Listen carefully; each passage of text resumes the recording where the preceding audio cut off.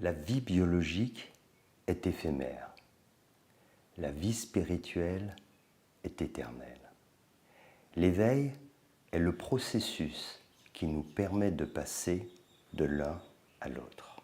L'éveil spirituel nous libère du cycle perpétuel de la naissance et de la mort. Ce cercle vicieux est le fait de notre identification au personnage dans lequel notre âme est incarnée. S'éveiller, c'est se libérer du rêve diurne qui nous fait croire que ce monde matériel et le personnage auquel nous sommes identifiés est la réalité. En vérité, notre réalité ultime est spirituelle. L'éveil nous permet d'en faire l'expérience.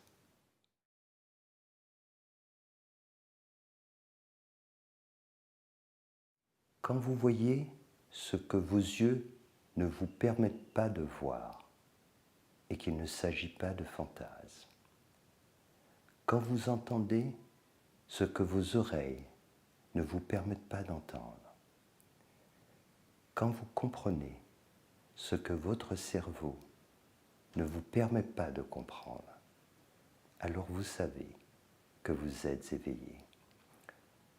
L'éveil n'est pas juste une prise de conscience, aussi importante soit-elle. L'éveil spirituel est une transformation profonde. C'est la révélation de qui nous sommes réellement. En réalité, quand vous parvenez au plein éveil de votre conscience, vous le savez, car il n'y a plus personne pour se poser la question.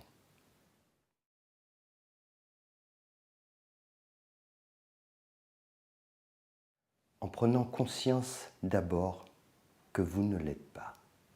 C'est le point de départ. Vous devrez aussi considérer que l'éveil est certes le devenir potentiel de chaque être humain, mais il demande à être réalisé. Et ce processus n'a rien d'automatique et n'est pas non plus une simple formalité. La loi universelle de la dualité nous révèle que chaque chose a son contraire.